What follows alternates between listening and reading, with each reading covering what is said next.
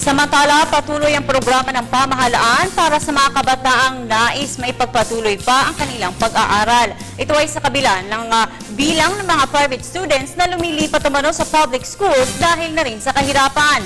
Para sa detalye, narito ang report ni Jackie Sai.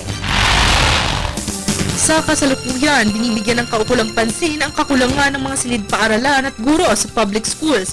Kaya naman naglaan ng 7 billion pesos subsidy ang gobyerno upang matulungan ang mga estudyanteng maaaring mag-aral sa pribadong paaralan.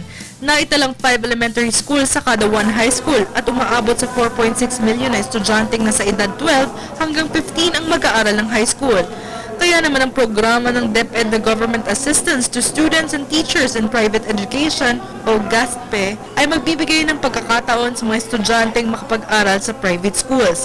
1 milyong grantees ang mapapabilang sa subsidy na nilaan ng gobyerno, mapatak na 10,000 pesos bawat taon sa Metro Manila at 6,500 naman sa probinsya ang matatanggap ng isang public school student na lilipat sa private school. Pinondohan ng gobyerno ang GASTPE upang makatulong makabawas ng public school student sa paraan ng pagbibigay ng suporta sa mga nag-aaral sa publiko na may kakayahang mabuo ang pambayad sa isang pribadong paaralan.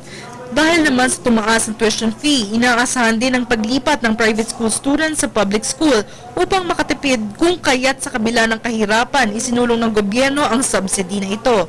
Natutulong sa pagpapatuloy ng estudyante sa pag-aaral sa pribadong eskwelahan. Inaasahan naman ng gobyerno at DepEd na ang naturang hakbang ay makakapaghatid ng solusyon sa umiiral na pagdami ng mga estudyanteng nais lumipat sa public schools. Para sa Telebisyon ng Bayan, Jackie Sai.